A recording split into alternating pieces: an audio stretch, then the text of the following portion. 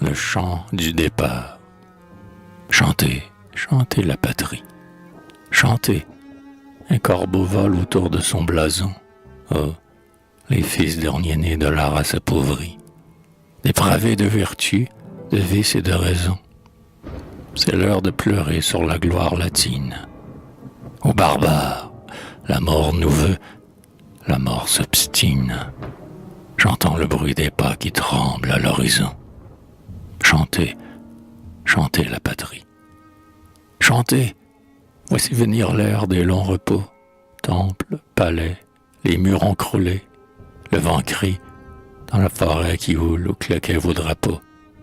Ô Carthage, ô Sion, Ninive et Babylone, du sable, le chacal hurle dans le cyclone, et le pâtre tremblant éloigne ses troupeaux. Chantez, chantez la patrie. Chantez, l'océan blême a bondi sur les monts, l'Atlantide surgit de la mer qui charrie, des archipels de glace et des flux de limon. La barque et le requin glissent sur les collines, et nos dieux sont couchés dans les mousses salines, où le corail fleurit entre les goémons. Chantez, chantez la patrie. Chantez, la terre est morte, il fait froid, il fait nuit. Les volcans sont éteints et la mer est tarie. Plus d'air, plus de couleurs, rien ne bouge, nul bruit. Et le ciel uniforme a des teintes de cendre. C'est la fin. Le soleil nous regarde descendre, et la terre descend, et le soleil languit. Chantez, chantez la patrie.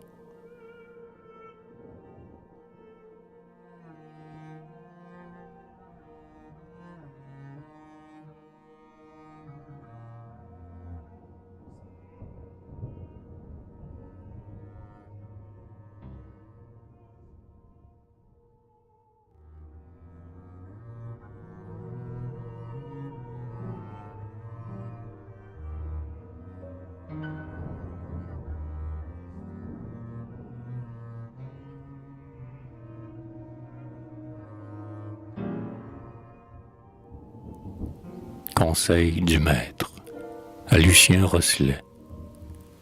L'homme a dit « je défends » ou j'avais dit « je veux ». Vos lois ont raturé les mots du livre austère où la mère éternelle avait écrit ses vœux. À force d'idéal, vous dépravez la terre.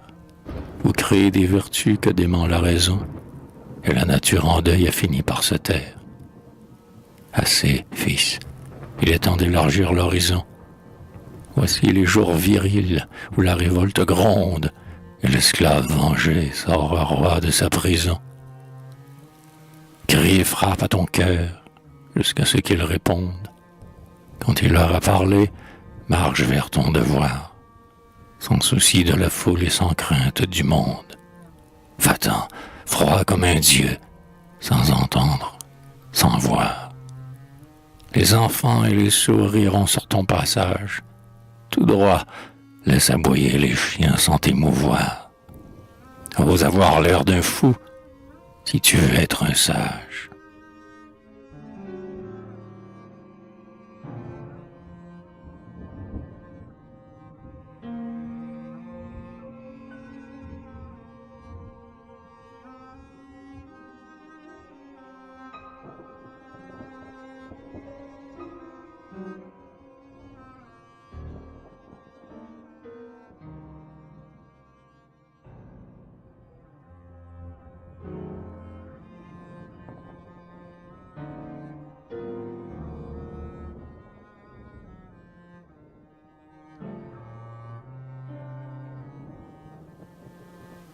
Les Galoubets, à Armangousien.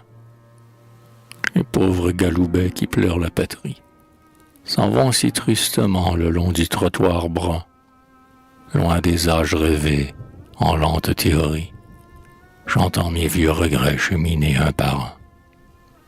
S'en vont si tristement le long du trottoir brun, berçant leur col, sonnant leurs clochettes, les chèvres, chantant mes vieux regrets cheminés un par un, honteux du siècle pâle et de ses vertus mièvres. Perçant leur col, sonnant leurs clochettes, les chèvres et les chevreaux quêteurs suivent le chevrier, honteux du siècle pâle et de ses vertus mièvres. Mon cœur sauvage et fier s'est lassé d'écrier. Et les chevreaux quêteurs suivent le chevrier, rêvant du monde et roc, de la lande et du gave. Mon cœur sauvage et fier s'est lassé d'écrier, mais je garde à mon joug une haine d'esclave. Rêvant du monde, des rocs, de la lande et du gave, ruminant leur tristesse, ils s'en vont, les troupeaux. Mais je garde à mon joug une haine d'esclave, du fond de cet exil sans terme et sans repos. Ruminant leur tristesse, ils s'en vont, les troupeaux. Et j'écoute gémir dans mon âme attendrie, du fond de cet exil sans terme et sans repos, les pauvres galoubets qui pleurent la patrie.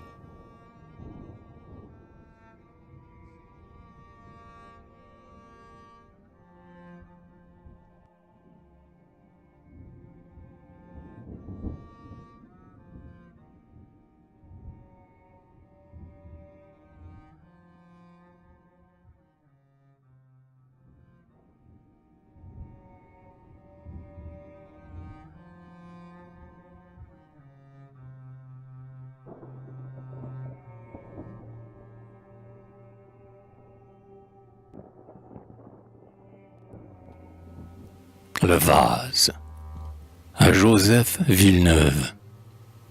Superbe et pur, le monde est un vase d'argent, où l'art a ciselé des formes longs vêtues, qui dansent deux à deux sur un rythme changeant. Les aèdes, autour des antiques statues, chantent en vers pieux la gloire des guerriers, et font sauter le plectre aux cordes des tortues. Les vierges aux bras fins glissent sous les mûriers, et, remplissant de fleurs la treillis d'or des cystes, mêle le myrte pâle aux roses des lauriers. Les éphèbes, debout près des furons des xystes, s'écartent pour livrer passage aux vieillards lents, qui s'en vont, les pieds lourds, le front bas, les yeux tristes. Sur l'autel de Vénus, les femmes aux beaux flancs s'arrêtent, présentant les couples de colombes qui palpitent frileux dans le nid des seins blancs. Les prêtres vénérés parlent les hécatombes, tandis que, prosternant au loin leurs chers regrets, les veuves en long deuil pleurent au bord des tombes. Des groupes enlacés montent vers les forêts, les lèvres des amants ont des rires d'extase, qui font fuir l'albe lune au fond des cieux discrets. Mais le cœur ténébreux de l'urne est plein de vases, et par-dessus le pampre et les volubilis, qui rampent sveltement sur les marges du vase, le mensonge fleurit, calme et blanc, comme un lys.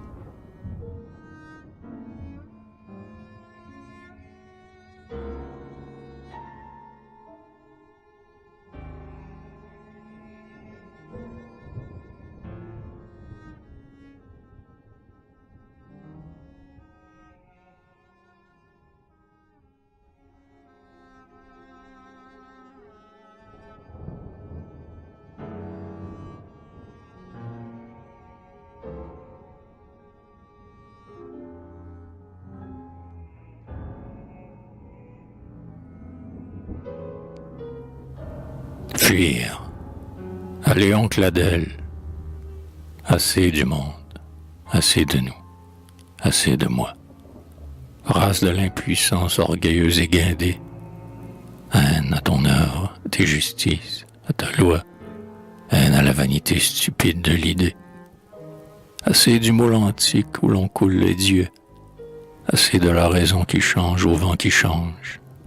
Je plonge dans le pire à chaque espoir du mieux. Chaque effort vers le ciel m'enlise dans la fange.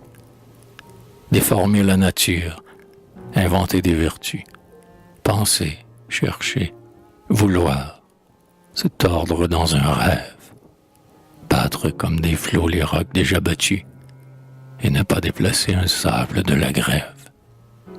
Et toujours des essors, des vœux, des pleurs, des cris, des douleurs sans motif et des rages d'hommes ivres.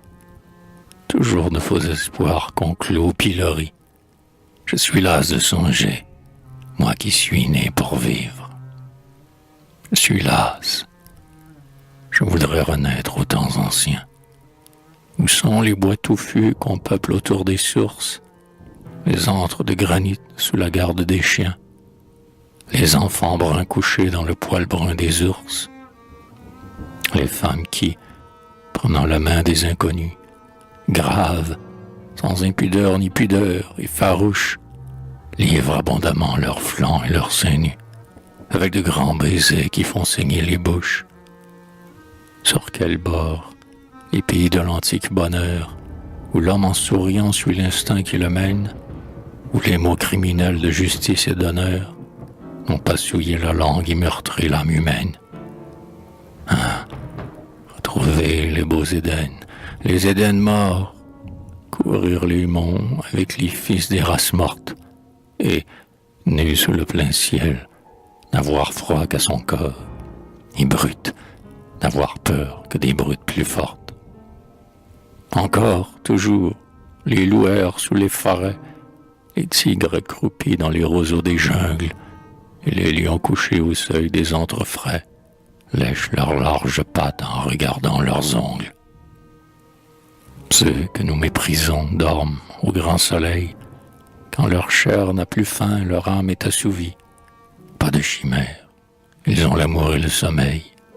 Dors, aime, et c'est assez pour leur bénir la vie.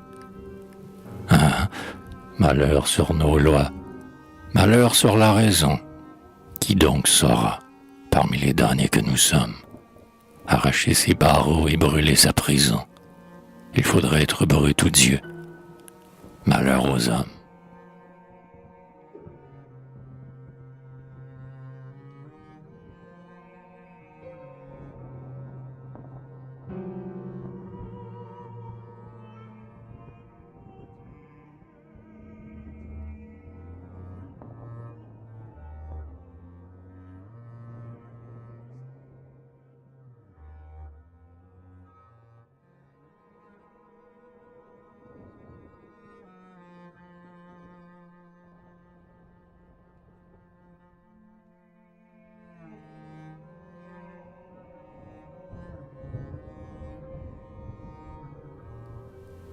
Les frères, au bois, au mont, au champ, viens fouiller les chenils, où l'amour et la faim aiguisent les dents blanches. Lis dans l'œil des vaincus, quand l'espoir des revanches grogne sournoisement dans les coins embrunis. Regarde les coucous rôder autour des nids, les mésanges encens se chasser sous les branches, et le large taureau qui, fier, fouettant ses hanches, déchire les gazons sous ses sabots jaunis. Guette, quand le grand bouc cornu des bergeries mène ses longs troupeaux d'épouses aux prairies, écoute au fond des nuits bramer les cerfs jaloux. Vois l'âpre fourmilière entasser ses conquêtes. Tais-toi, prête l'oreille aux hurlements des loups. Tu vas comprendre l'homme en connaissant les bêtes.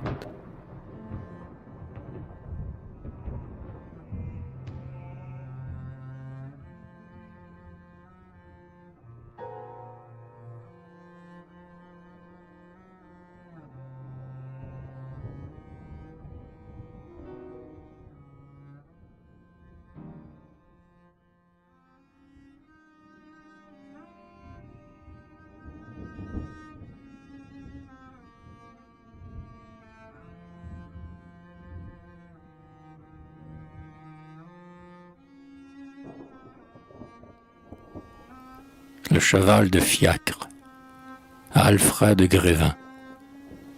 Le jour, la nuit, partout, glissant sur le verglas, suant sous le soleil, ruisselant dans l'averse, tendant avec effort son nez que le vent gerce, trottant sa vie, il souffle, éternellement las. Sa crinière au poil dur qui tombe en rideau plat, tape son long cou sec que la fatigue berce, Sa peau, sous le harnais battant, s'use et se perce. Son mort teinte, et le suit comme son propre glas. Ouvrant ses grands yeux ronds, doux comme sa pensée, il court, en ruminant dans sa tête baissée, l'oubli de la douleur et le pardon du mal. Et la foule, devant ce héros qu'on assomme, passe sans regarder le sublime animal dont nous ferions un saint si Dieu l'avait fait homme.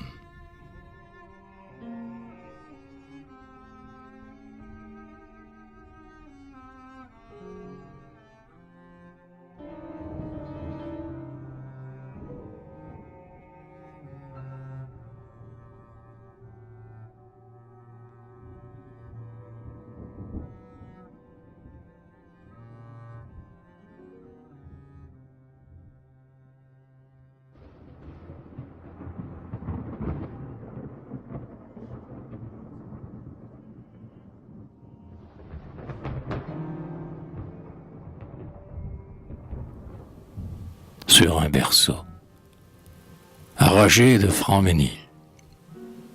Enfant, pauvre petit quittant, tes 2 poings roses, comme 2 fleurs d'hiver sur la neige des draps. Être vague qui rit, qui pleure sans cause. Enfant, la vie est dure et tu la connaîtras. Dure et longue, la vie, hélas, la vie humaine. Et demain, dès l'aurore, il faudrait marcher seul pour faire avant le soir la grande route qui mène des plis du berceau blanc vers les plis du linceul. Debout, le jour à lui sur la côte escarpée, l'or du soleil dans les lointains, crépit tes bouts. Va, c'est l'heure, voici la cuirasse et l'épée. Et souviens-toi d'aller sans faillir jusqu'au bout. Fausse vertu, loi sans raison, devoir factice, efface de ton cœur les mensonges dévots. Cherche la vérité par-dessus nos justices. Crois en Dieu si tu peux. Crois en toi si tu vaux. Chéris la mère, la grande impuissante éternelle, qui console des vœux déçus et des regrets. La nature bénit ceux qui vivent en elle. Le calme naît au cœur du calme des forêts. Crains l'homme, aime ton âme et méprise l'insulte. Sois l'humble avec toi seul et sois fier devant tous. Bon ou mauvais, défends tes amis et ton culte. Pardonne aux criminels et respecte les fous. Laisse l'être tous ceux que ta force te livre. Ne rougis pas ta main dans la chair des mourants, car tous sont tes égaux devant le droit de vivre, et les plus outragés sont parfois les plus grands. Ne daigne point haïr, sois fidèle à tes pactes, sois franc, ris peu, sois doux pour ceux qu'on fait souffrir, mais garde de juger les raisons ou les actes, car rien n'est absolu que l'espoir de mourir.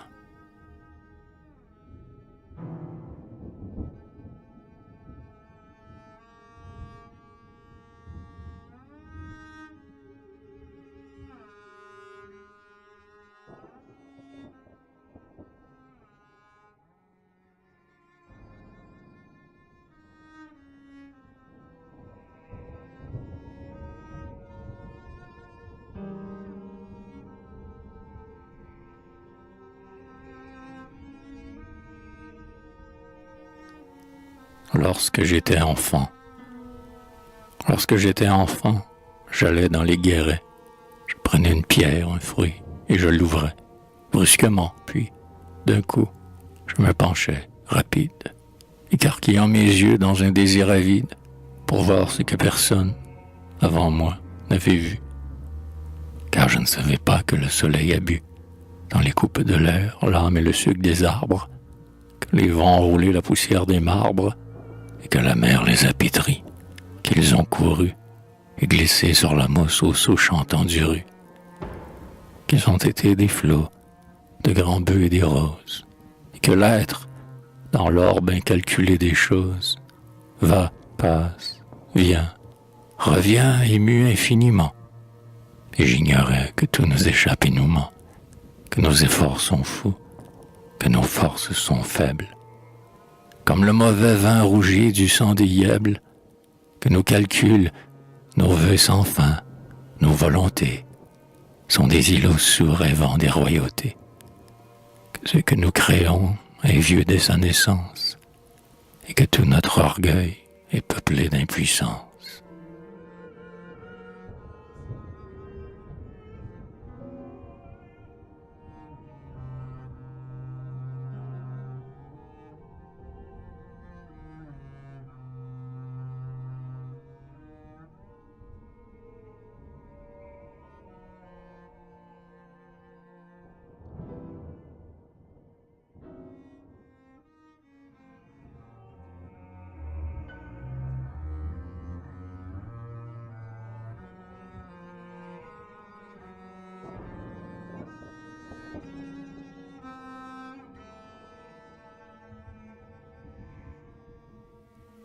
Le sou, l'homme, gueux d'une idée, esprit de ruminant, rêve et refait son rêve, allant, venant. Chaque conception ramène la première, mais il croit, dès qu'il touche un rayon de lumière, manier des soleils et brasser l'infini. Alors, vers ses deux mains, penchant son front jauni, il pèse avec amour ses trésors chimériques.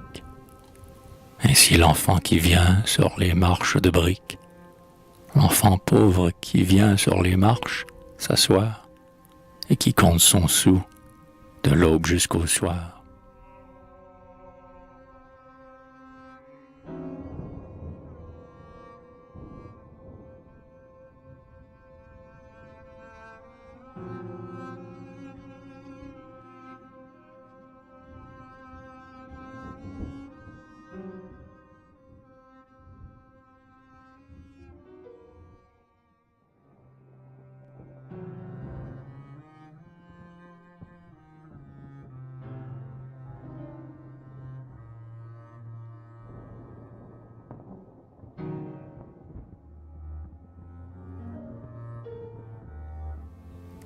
Le peu de foi que j'ai, le peu de foi que j'ai, ma raison me l'enlève.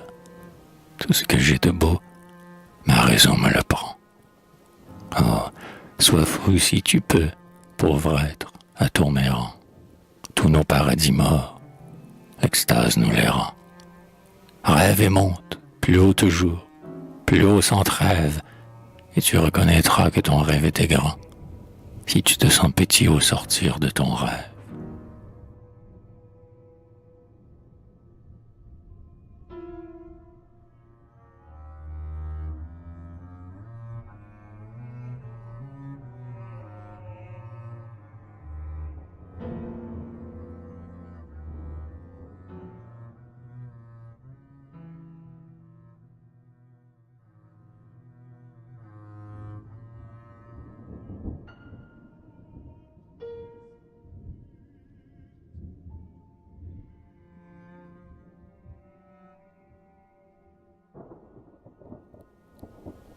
Arma Virumque, à Jules Barbet d'Orvilly, orgueil, cuirasse d'or, casque d'airain poli, armure surhumaine à la taille de l'homme, homme fait de dédain, de pardon et d'oubli, flamme qui luit dans l'œil des fiers, dès qu'on les nomme. Baudrier de la foi, virilité du cœur, orgueil, consolateur fraternel du génie, qui fit Satan vaincu, plus grand que Dieu vainqueur. Bombe dans le combat, Shrem dans l'agonie. Intime avènement des gueux qui sont nés rois, lumière astrale, au front divin souillé d'insultes, nimbe étoilé des saints et des martyrs en croix, orgueil, bourreau du doute et réconfort des cultes. Béni sois-tu, péché est plus beau que la vertu, toi qui venges les forts de la force du nombre, géant maudit des nains, orgueil, béni sois-tu, toi qui pleut des soleils sur l'envie et sur l'ombre.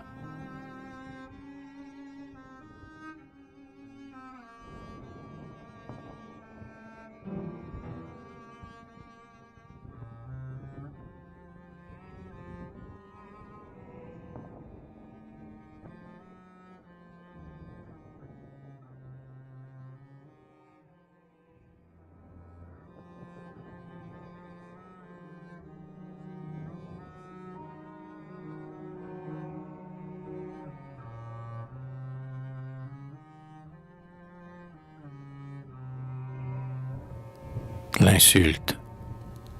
Las, mourant, demi-nu, les pieds souillés de boue, Jésus montait, un juif lui cracha sur la joue. Christ, levant ses yeux bleus au ciel doucement bleu, pria pour qu'une injure encore fût absute. Puis, s'essuyant la face, il poursuivit sa route. Et pendant 2000 ans, on en a fait un Dieu. Maître, ferme ton âme aux clameurs de l'envie. Laisse crier la rue et marche. C'est la vie. Puissant comme ton verre, reste impassible et doux. La haine meurt, poursuis ton œuvre et sans relâche. Quand les hommes comme eux auront fini leur tâche, les hommes comme moi courberont les genoux.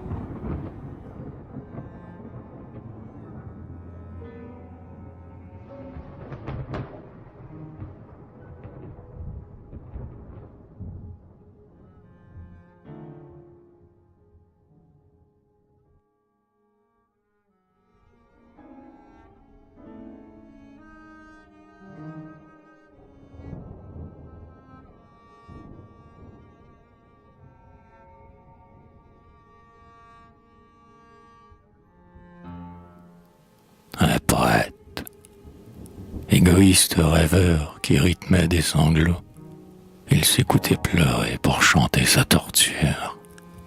Mais jamais le soupir qui sort de la nature ne vibra dans son cœur orgueilleusement clos.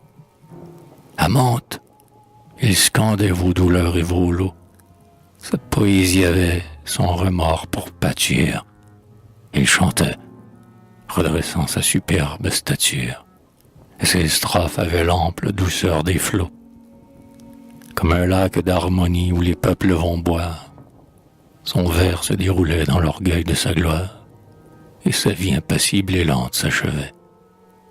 Mais lorsqu'elle sonna, l'heure du vrai martyr, lorsqu'un vrai désespoir s'assit à son chevet, grand dans sa douleur grande, il mourut sans rien dire.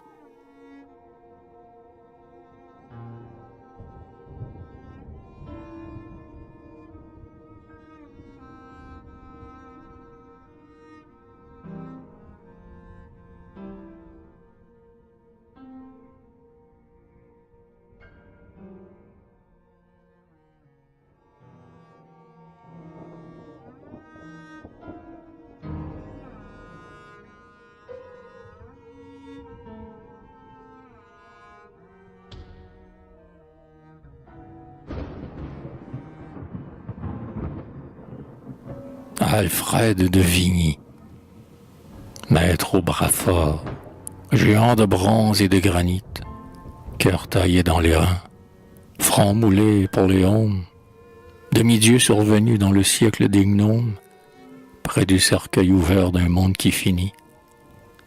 Ah, poète, du fond des ombres où nous sommes, je t'aime et te salue avec un respect saint.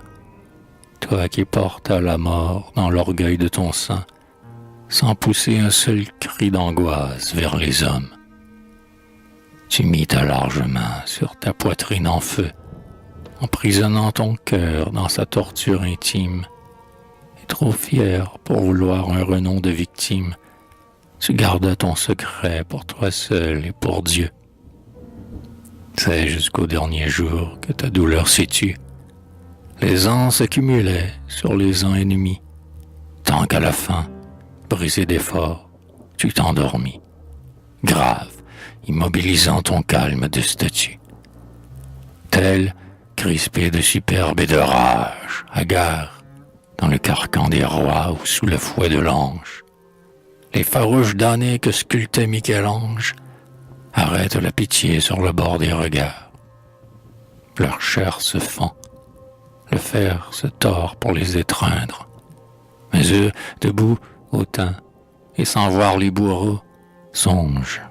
Et quand la mort descend sur ces héros, ils paraissent si grands qu'on n'ose pas les plaindre.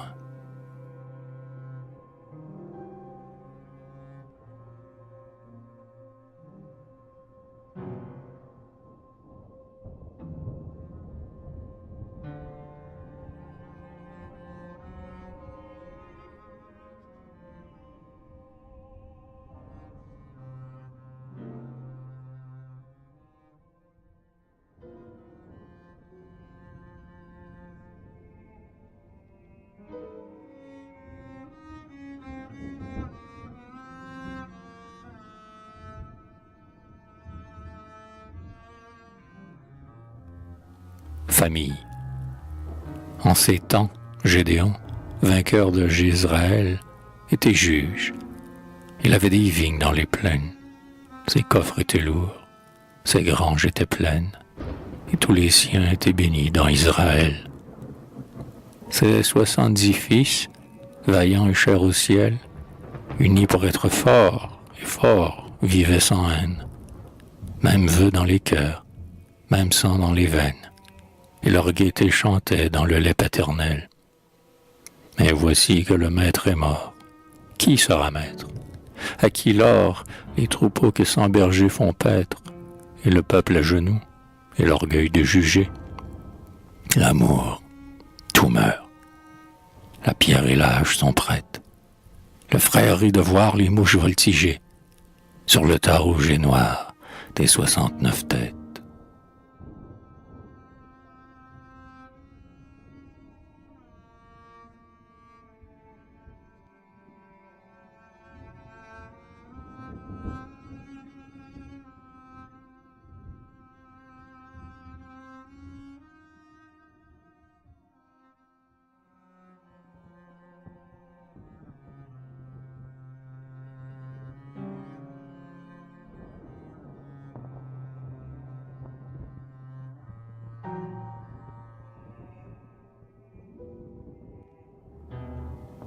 Honneur. La ronde des réveils court dans l'heure du matin. Le ciel rit. Les témoins ont tiré les épées. Le vent chante. Les fleurs encore toutes trempées déplissent au soleil leurs jupes de satin. Le torse mi-vêtu, l'œil froid, le front hautain. Les hommes ont jeté leurs gants dans les cépées. Des sifflets et des vols d'oiseaux, par échappés, filent, un angélus teinte dans le lointain. L'acier grince, lui fuit, suit, se choque et crépite. Le sol brun se fleurit d'une pourpre subite, et des frissons d'amour font vibrer la forêt. Puis, un fiacre s'en va, très lent, les vitres closes, criant, glissant sur les graviers, et disparaît, blondi dans la vapeur des perspectives roses.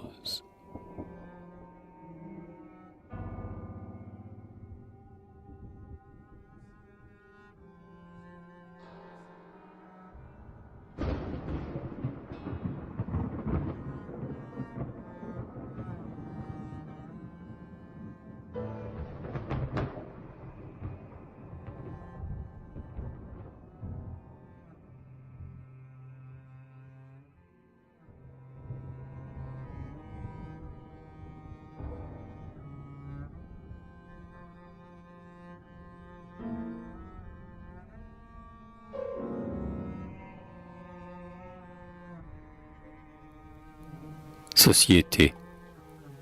La foule, ivre du sang promis, tripaigne et battant des mains, jetant des cris et des chansons.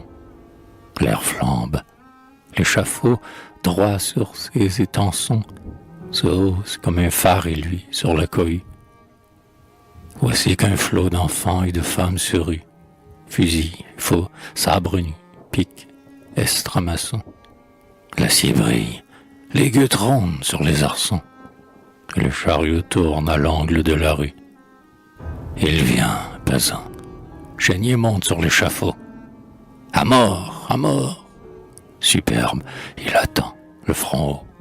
Un vers harmonieux chante dans sa pensée. Il passe avec lenteur ses doigts fins à son cou, rêve sur l'homme, songe à l'œuvre commencée, et sa tête aux yeux clairs tombe au panier. D'un coup,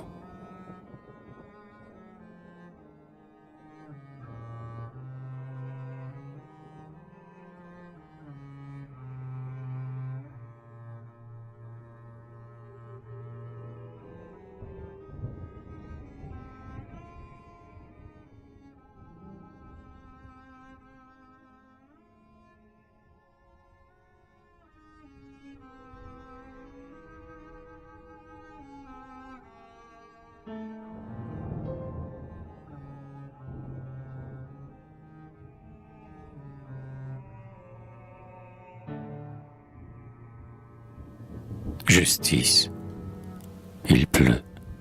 L'air est froid comme au fond d'un puits. Un reflet mouillé luit sur la potence. La lune se brouille et le pendu danse. L'averse le gifle à tout petit bruit. Voilà 15 jours et 14 nuits qu'un grand homme rouge lut sa sentence. Il pleut. Ses doigts verts goûtent en cadence. Son juge s'endort en vidant les muets. Les rats du gibet trottent dans la boue, tandis qu'un corbeau lui mange la joue. Son crime, il eut faim.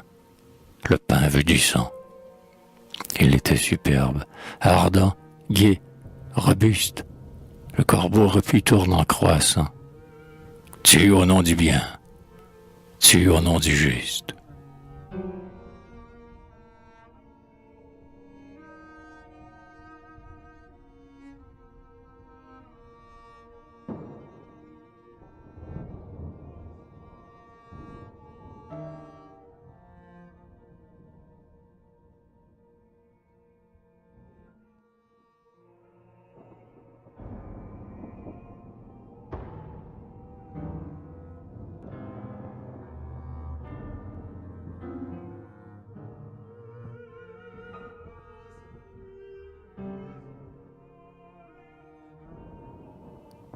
Religion.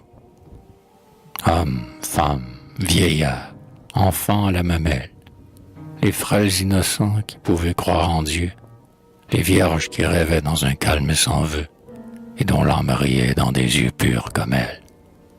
Tous, les chiens, les troupeaux, en tas, noirs, pêle-mêle, liés, mitrés, meurtris, hurlent, voués au feu, et la flamme alentour court dans un brouillard bleu, comme un loup affamé qui rôde et qui grommelle. Le bois craque, la chair crépite, la poix bout. Un moine brun, la crosse en main, calme et debout, fait des signes de croix vers le bûcher qui fume. Le peuple à genoux, loin, chante en levant les bras, et l'incendie, au fond des cieux roussis, allume de longs reflets de sang sur des nuages gras.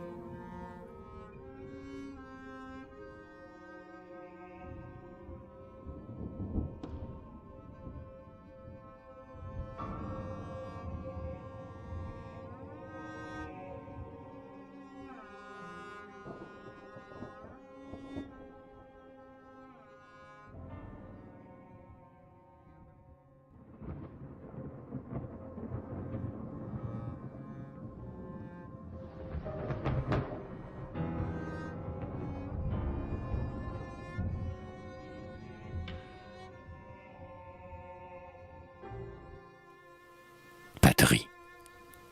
Morts ou mourants, et larmes au poing, et par centaines, saignant comme des chairs sur l'étal des bouchers, bleus sous la nuit, le front blafard, ils sont couchés, ceux de Philippe et ceux de Thèbes et d'Athènes. Les enfants blonds, les vieux guerriers, les capitaines, tous sont là, les chevaux râlent sur les archers. La rouge fleur du crime empourpre les rochers. Le lac berce des corps dans ses vagues lointaines. Partout, emplissant l'air chargé d'exhalaison, un sanglot vibre et roule autour des horizons, comme le bruit d'un trait qui tremble dans la cible. Et la brise des soirs joue avec les roseaux, et Phoebé qui sourit dans le ciel impassible met des glacis d'argent sur les mailles bleues des eaux.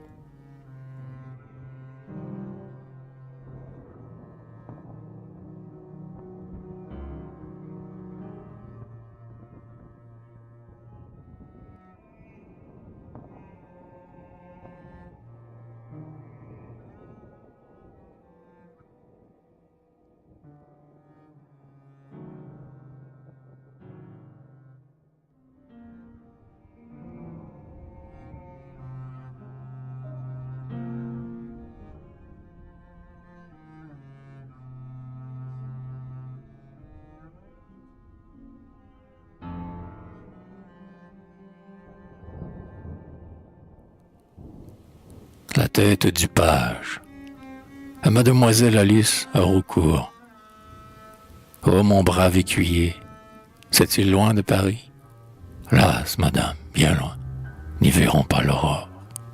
Et les chevaux suaient dans le froid gris. Oh, mon brave écuyer, c'est-il bien loin encore? Les bons chevaux s'allaient mourant à tout relais. Loin, dis-nous, n'y viendront pour voir le jour éclore. Ah, malheur sur leur roi, son duc et ses varlets, qui mènent à trépas les pages de grand race, les beaux fils qu'il avait attorné leur palais. Un mot passa, le temps fuyait. Si naît sa grâce, mon frère sera mort avant qu'il soit demain. Mort, mon doux petit frère, avant que je l'embrasse. Le col du destrier se tendait sous sa main, blanc d'effort, l'air sifflait. Est-ce loin que nous sommes? Et les sabots de fer claquaient sur le chemin. As-tu pris mes joyaux, de l'or en large somme? Un lac passa. Maudits les rois maudits, et que Dieu juge un jour ceux qui jugent les hommes. Hop, hop, l'aube tinta le bord des cieux blondis. Des murs, là-bas, vois-tu? Non, c'est un bois qui houle, à qui le sauvera je rends mon paradis. Le jour montait. J'entends les clameurs de la foule, des voix, des pas, ce sont des cloches au lointain. Madame, c'est le bruit d'un grand fleuve qui coule. Ils vont. L'aurore, ouvrant ses tentes de satin, pose à leurs cheveux froids des baisers de rosée, et la ville apparaît dans l'air flot du matin. Ils ont passé sous la voûte fleur-de-lysée. La prison? Le palais? Une vieille, à mi-voix dit. Pauvre enfant, sa tête était toute frisée. Que font ces gens autour de ces piliers de bois, mon frère?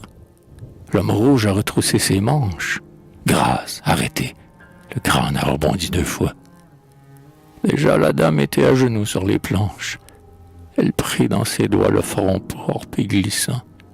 Blanche, elle mit sa lèvre aux lèvres déjà blanches, et la face sourit dans ses larmes de sang.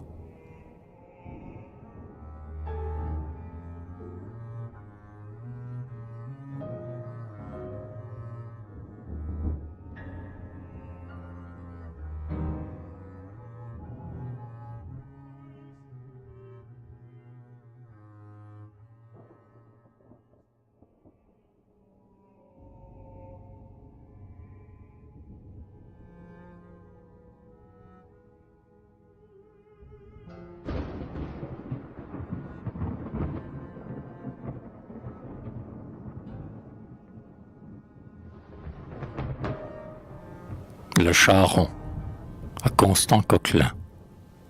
Necker est expulsé du royaume. À Versailles, l'étrangère et le cour rêvent de représailles. Besenval a les murs et 4 régiments. Le vieux Broglie, avec 30 000 Allemands, tient la plaine et la tient en province conquise, saccageant, n'attendant qu'un vœu de la marquise pour étrangler Paris d'un seul coup de lacet. Donc, la ville, on l'affame, et son bon roi le sait. Le peuple, on le trahit. La patrie, on la pille. Alors un cri tonna dans l'air. À la Bastille! Et formidablement tout Paris se leva. Point de canon, point de fusil. N'importe, on va. On veut.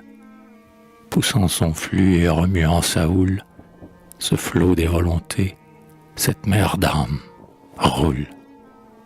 À chaque rue, au quai, au pont, au carrefour, multipliant sa masse écrasante, et toujours plus profonde, et toujours plus dense et plus serrée, elle élargit l'ampleur de sa lourde marée. L'air tremble, et tout au fond des horizons, là-bas, un retentissement effroyable de pas, sous la clarté des cieux, gronde comme un tonnerre. Il peina 2000 ans, ce peuple débonnaire. Il en est las. Il leur a sonné de finir. C'est le passé, c'est le présent, c'est l'avenir qui vont. C'est l'unanime humanité qui marche. Et la mer de vengeance apporte aussi son arche arche sainte arrachée au déluge des rois. La liberté, sinistre, avec ses hauts murs droits. La Bastille, debout, dans sa robe de pierre, hausse rigidement sa masse calme et fière, sur laquelle justice et haine n'ont rien pu. Le bloc royal attend, tel un lion repu, superbe et tout entier ramassé sur son torse, dort dans la majesté terrible de sa force. L'océan d'hommes va, déferle au pied des tours, reflue et, noircissant au loin les alentours, s'étale en nappe, chaud comme un torrent de lave. Au créneau, les canons dardent leurs grands œils caves. Les meurtrières sont luisantes de fusils, et, guettant les élus qu'elle a déjà choisis, la mort veille. Hurlant de rage et d'impuissance, l'orage humain se jette et recule et s'élance, et fait tourbillonner le remous de ses flots qu'il brise au choc des murs, invinciblement clos. Or, dans ce grondement de fureur populaire, un homme s'avança, sans un cri, sans colère, calme, s'étant frayé doucement un chemin. Il franchit les fossés, une hache à la main, et seul, les deux bras nus, vint prendre la Bastille. On le vit sur le mur et les pieds dans la grille, chercher son équilibre au haut du pont-levis. Il se mit à son œuvre et, détournant les vis, faisant sauter les clous hors des poutres de chêne, broyant les gonds, tranchant l'anneau rouillé des chaînes, il travailla longtemps, car l'ouvrage était dur. Feu! Les balles heurtaient et déchiraient le mur et faisaient des trous ronds dans la blouse volante. Feu! Tout autour de lui la mort passait, sifflante, et ses souffles vibrants l'effleuraient tout entier. Mais le charron, sans plus frémir que son chantier, levait et rabaissait sa hache, lent et grave. Ô jour, race d'efforts, siècle où on était brave, âge auguste où le sol enfantait des titans. Le vil peuple, oublié dans l'abîme des temps, se dressait tout à coup de sa terre féconde, et, la justice en main, balayait le vieux monde. Salut à vous, manants, roturiers et vilains. Inutiles héros dans nos champs étaient pleins. Salut, athlètes nés conçus dans l'épreuve, vaillants régénérés de l'humanité neuve.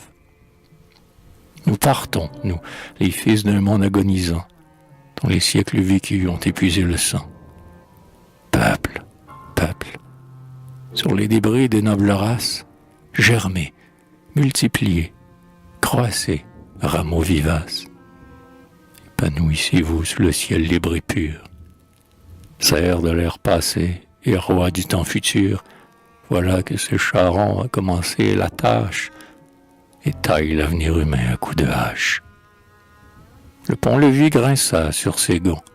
Un moment, dans l'air, il hésita, puis, d'un bloc, lourdement, tomba, dans le bruit sourd d'un monde qui se brise.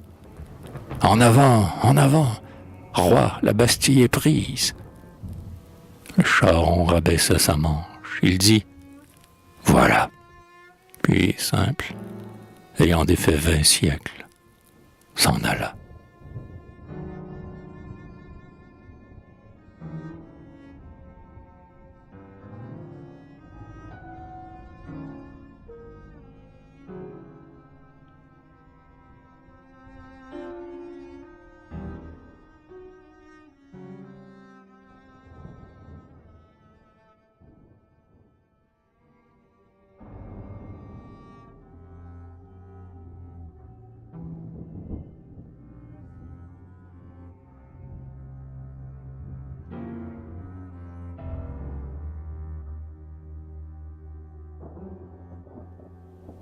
L'île vierge, à Francis Pitié. L'île, en son nonchaloir de courtisane Hélène, dort sur son lit d'azur où la mer a mêlé des éclats de satin et des blancheurs de laine. Son lit chante et l'endort dans un baiser salé L'arôme chaud d'étain tremble et rôde autour d'elle, comme le filet bleu qui sort d'un narguillet. Le myrte, le jasmin, la rose et l'asphodèle, balançant sous l'éther leur frêle encensoir, font monter des parfums vers le soleil fidèle. Et librement, dans l'air des matins ou des soirs, partout, dans tous les coins, hasard, où tu les jettes, les fleurs avec les fleurs dressent des reposoirs. Les genêts, sur les rocs, agitent leurs vergettes. Les aloès, autour des pins au lourd cimier, hérissent leurs poignards et dardent leurs sagettes. Et les bois d'orangers, près des bois de palmiers, pointillés des fruits d'or dont l'hiver les parsème, cachent des nids où vont roucouler les ramiers. Chaque mois est le mois des lys. La ruche sème, et le miel blond déborde à chaque lunaison. Tout rit, tout est joyeux, tout est pur et tout sème. L'homme étant venu là, bâtit une prison.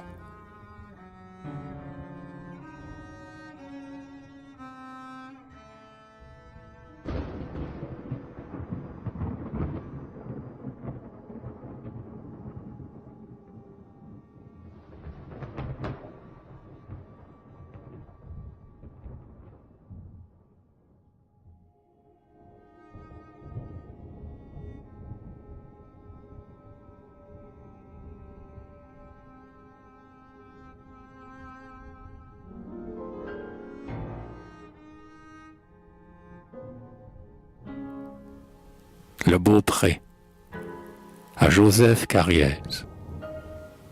Au large, dans un cercle absolu de mer libre, berçant sous le plein ciel son puissant équilibre, tranquille, arrondissant l'ampleur de ses flancs creux, un navire, bardé de fer comme les preux, cinglait royalement vers des guerres lointaines.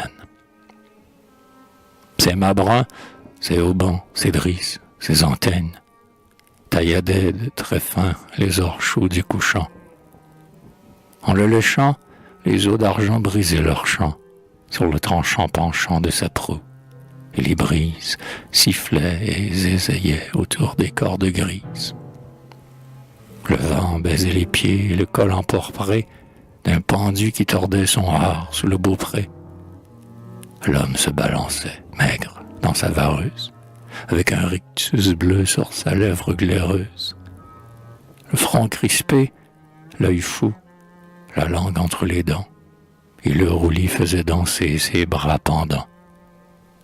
Les oiseaux avaient fui les terreurs de son râle.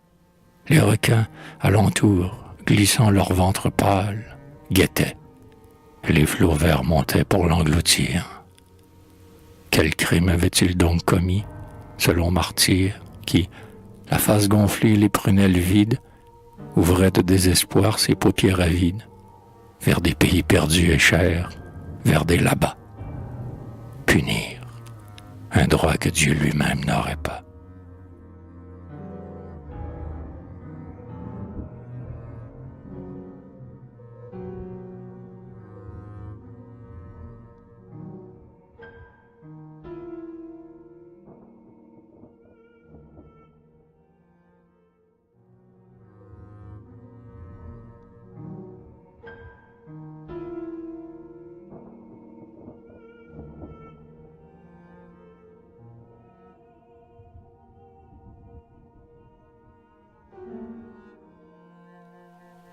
Les verges.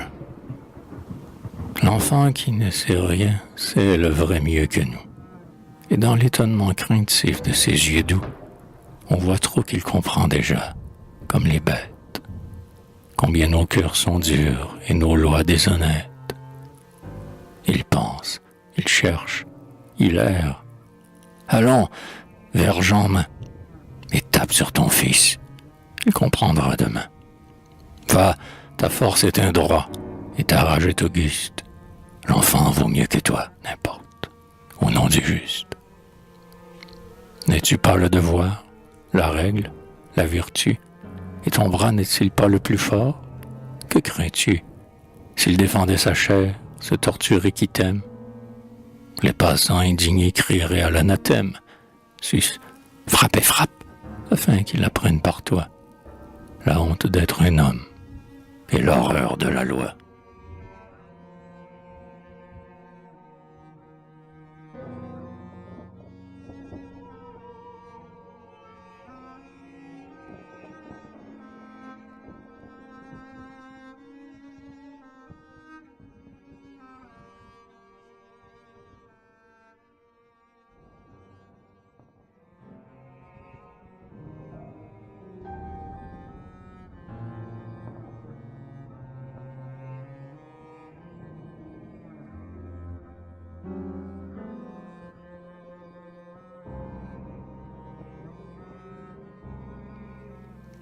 Fille du mal, à Maurice Barrès.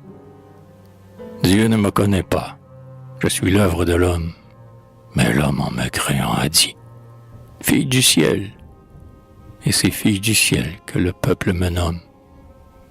Pour poser sur le monde un ordre artificiel, j'ai déformé vos corps, refondu l'âme humaine, et mis devant l'amour un mur pénitentiel. La nature me fuit, l'homme est mon seul domaine. Et tout ce qui surgit de mal au nom du bien, c'est mon vœu qui l'enfante et ma loi qui le mène. Je hais le beau, le vrai, le nu, je n'aime rien. Partout, de tout, je suis la constante ennemie, qui se lève sur vous comme un fouet sur le chien. Je fais pâlir vos fleurs dans la vierge anémie, fille aux yeux bistrés, blême adolescent, et j'emporte au tombeau votre angoisse endormie. Je stérilise l'âme et torture les sens. Je glace tout espoir, je châtre toute envie, et le vice hypocrite allume mon encens. Je trouble et je dissous, j'infirme et je dévie. J'appelle le remords de qu'un cœur abattu, et, si je le pouvais, j'étoufferais la vie. Mon but est la douleur, et mon nom la vertu.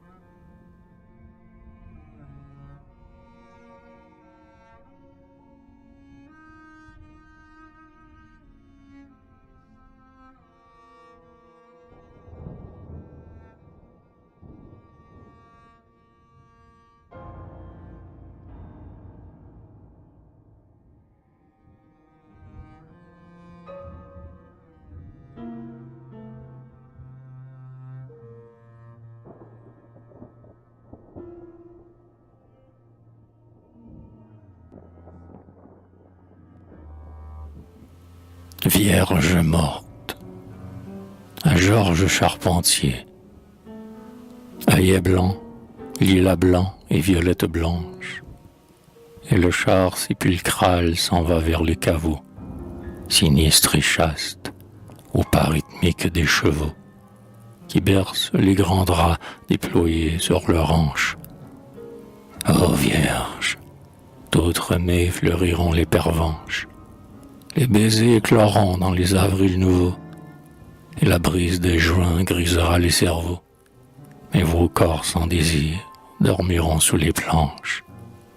Toujours, c'est fini sans être commencé. Votre avenir d'hier a 1000 ans de passé. Vos cœurs immaculés sont morts avant de naître. Lilas blanc, œillet blanc, vous vous en retournez vers l'immense sommeil des choses, sans connaître le seul bien que la vie accorde à ses damnés.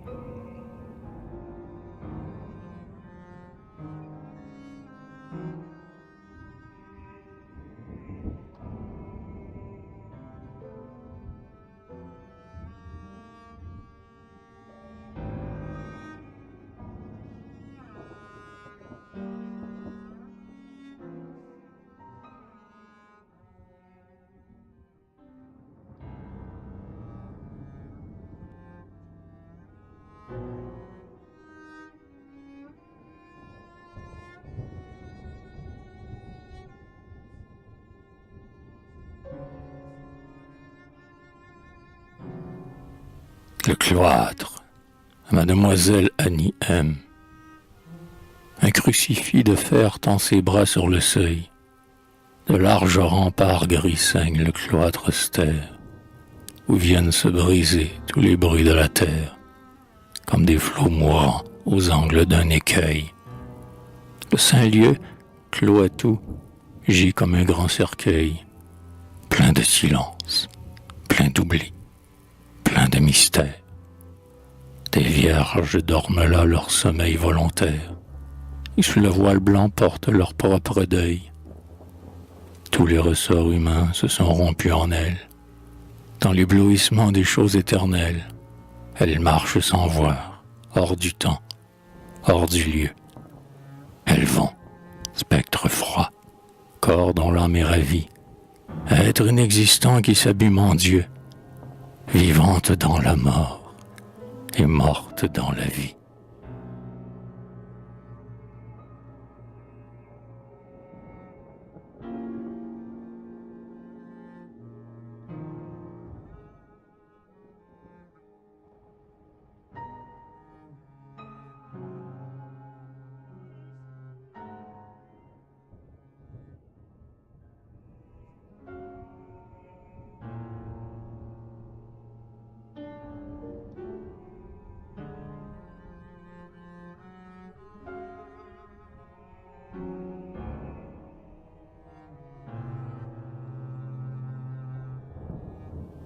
Fille, à Louis Marcelot, la Vierge, ignorant tout, même sa pureté, couvrait le monde entier d'une tendresse blanche.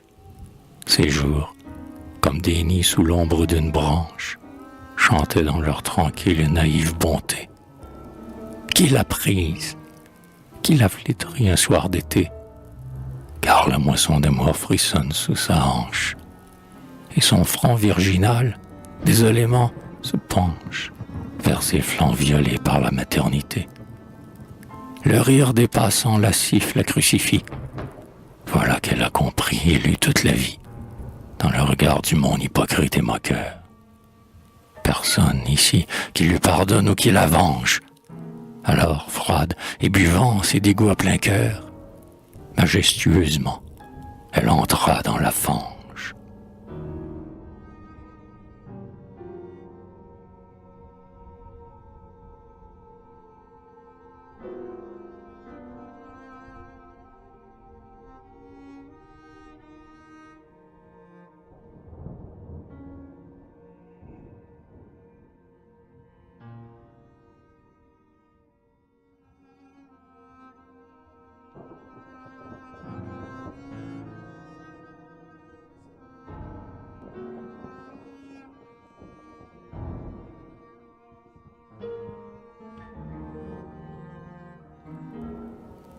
Premier orage, à Catsul-Mendès, et le soleil croula tout rouge dans la mer. L'eau houlait, morne et sombre, au large. Un souffle amer siffla sur les rochers et convulsa les plantes. Long, chaud, lourd, et dans des ondulations lentes, vint mourir sur le front des coteaux et des bois. Sur tout l'Éden, le ciel noirci. Au loin, des voix ronflaient sinistrement dans le creux des montagnes. Et le premier éclair s'alluma. Les campagnes blêmirent. Le tonnerre ébranla l'horizon. L'homme, hagard, sentant tournoyer sa raison, tomba sur les genoux, la face dans les roches. Les nuages passaient, grondaient, roulaient, si proches qu'il croyait les sentir effleurer son dos froid. Toujours croissant, toujours allant plus loin, tout droit, plus vite, ils se chassaient dans le vent du désordre, et la mer leur lançait ses vagues pour les mordre, et les tigres pleuraient dans l'effroi de la nuit. Clameurs, échos, des chocs, des cris, le large bruit, des lames qui brisaient leur rage sur les côtes, le râle monstrueux et sourd des forêts hautes, des fracas, le passage affolé des oiseaux, l'horreur du vent, l'horreur du ciel, l'horreur des eaux, tout se mêlait. La foudre éclata, brusque aurore, devant l'homme, Et voilà qu'il se traîne, il implore, levant ses deux bras gourds vers le ciel qui fut bleu. Pitié, grâce. Et voilà qu'il imagine Dieu et demande pardon des fautes non commises. Puis, au jour, il choisit les victimes promises et les tua sous l'œil du matin clair et doux. Maudite soit la peur qui courbe nos genoux, la peur, mère des dieux, source de la prière, l'aveugle sans pitié, la sourde meurtrière, qui poignarde la vie au nom de la vertu. Maudit le premier cœur qui jadis a battu pour la conception d'un crime expiatoire. Maudit les temples froids, maudite leur histoire, et maudit les saints lieux, fournaises, échafauds, charniers, où pour la gloire auguste des Très-Hauts, le ventre des martyrs a fumé vers les nus. Le fer siffle, le sang jaillit, et les chairs nues fondent sur le brasier crépitant des autels. Arrière, écartez-vous, voici les immortels. Adin et Jéhovah, Jupiter et les 11, Bel, Hormuzd et Moloch, dieux de marbre ou de bronze, morbide invention des cauchemars humains dont la fureur sacrée a rougi nos deux mains. Voici les dieux du ciel qui descendent sur terre, tous les fils de la peur, de l'ombre et du mystère. Voici les dieux buveurs de sang, écartez-vous, renforcez les prisons et doublez les verrous. C'est l'heure de juger les vengeances divines, meurtres, viols et complots, guet-apens et rapines, tous les crimes bénis que la foule adorait. Et chercher s'il existe un juge qui pourrait, devant ces contenteurs du bien, roi de la foudre, arracher de sa gorge un mot pour les absoudre.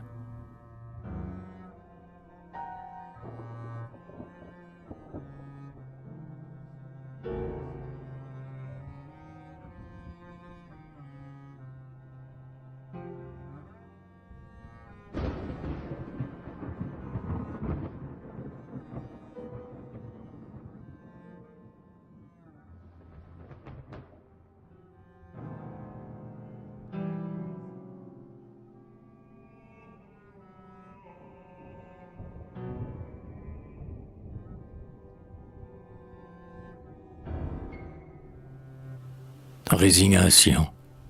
À Laurent Taillade. C'est dimanche.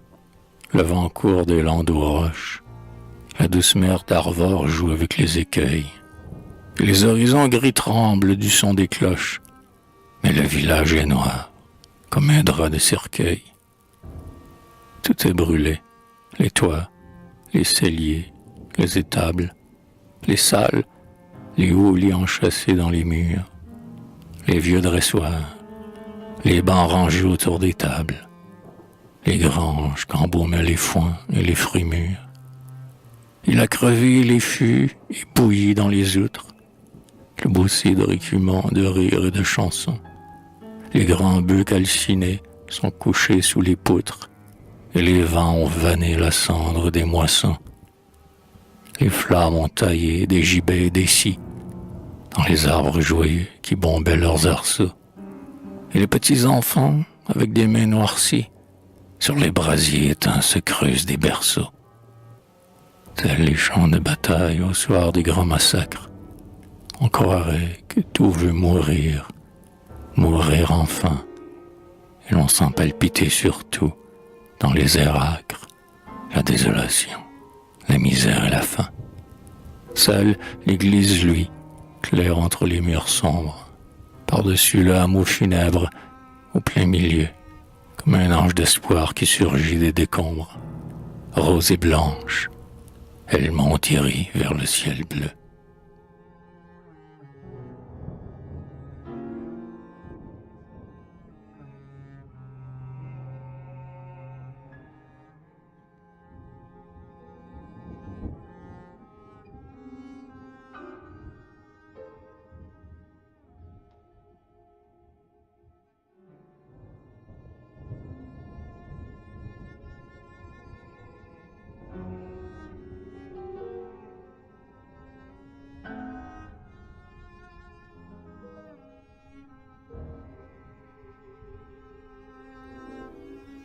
le Nazaréen, à Madame M. Haraucourt. À quoi sert d'insulter une figure douce? Ô Christ, va ton chemin et pose sur la mousse tes pieds blancs où fleurit la corolle de sang. Ouvre, dans la bonté d'un geste bénissant, tes deux bras et tes mains que les clous ont troués. Élève vers la foule errante des nuées ton front aux cheveux roux et tes longs regards bleus. Tu vins, rêveur épris de bonheur fabuleux, dans un siècle d'ennui qui ressemblait au nôtre, poète, âme de vierge, et tu te fis apôtre, pour chanter la douceur, les pardons et la mort. Tes paroles d'enfant semaient le réconfort, dans les cœurs épuisés de l'infirme et du triste. Tu leur parles d'un monde où la justice existe, où les bons sont guéris de tous les maux soufferts, et les méchants livrés au remords des enfers. Les vieillards s'asseyaient sous ton ombre, dans l'herbe, et les femmes pleuraient en écoutant ton verbe. Tel tu passais, allant de bourgade en cité, versant autour de toi la paix et la clarté, consolant la douleur et pardonnant la faute. Puis, un soir, tu montas sur la colline haute. Doutant du ciel, croyant au repos du trépas, et priant vers un Dieu qui ne répondait pas, et tu mourrais dans la torture et dans l'insulte. Qu'importe si ma race a dépravé ton culte, et dressé des bûchers en l'honneur de ta croix. Qu'importe la fureur des papes ou des rois, les murs crôlants, le choc des masses sur les aumes, et les peuples entiers râlant au chant des psaumes. Tu ne soupçonnais rien du soir, toi l'Orient, barde éploré, mystique et ténébreux voyant. Poète du tombeau, poète du martyr, c'est sur nous seuls qu'il faut pleurer, sans te maudire.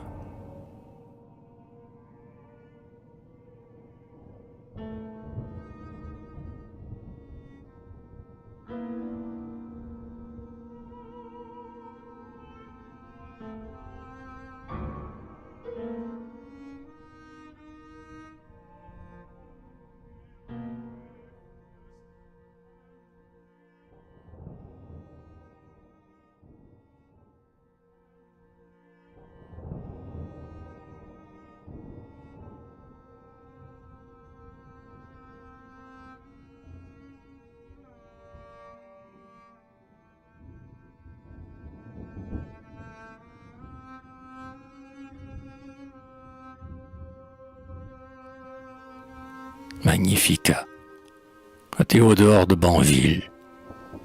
Les dogmes sont perdus qui consolaient la terre. Les âmes des rêveurs sont des étangs bourbeux. Tu montes vers la brume un sanglot solitaire, comme un cri de crapaud écrasé par tes bœufs. Et l'antique tristesse élargit son empire, ajoutant jour par jour les regrets aux regrets. Et chacun de nos maux nous en engendre un pire, ainsi que les forêts qui naissent des forêts. Tout s'en va, la raison tremble, l'amour s'effare, et le monde, toujours plus souffrant et plus vieux, entassant ses chagrins, grossit comme un avare, le trésor de douleurs légué par les aïeux. Donc, puisque nous voilà tout nus dans la nature, orphelins de la foi, seuls avec nos rancœurs, salut à toi, beauté, religion future, dernier secours des dieux, recours dernier des cœurs. Beauté, vertu palpable, esprit de la matière, sœur de la vérité, vierge mère de l'art. Beauté, splendeur du bronze et gloire de la pierre, culte saint des fervents qui sont venus trop tard. Âme des corps sans âme et règles sans caprice, germe et terme de tout, force, but et moyen, loi douce qui défend que l'univers périsse, suprême et seul amour qui fasse croire au bien. Sagesse des couleurs, mysticité des choses, majesté de la vie et sacre de la chair, terre promise, Éden des yeux, paradis rose, astre qui nous conduit et rend le soir plus cher. Arc-en-ciel apparu sur l'orage de larmes que versait notre angoisse en attendant sa fin.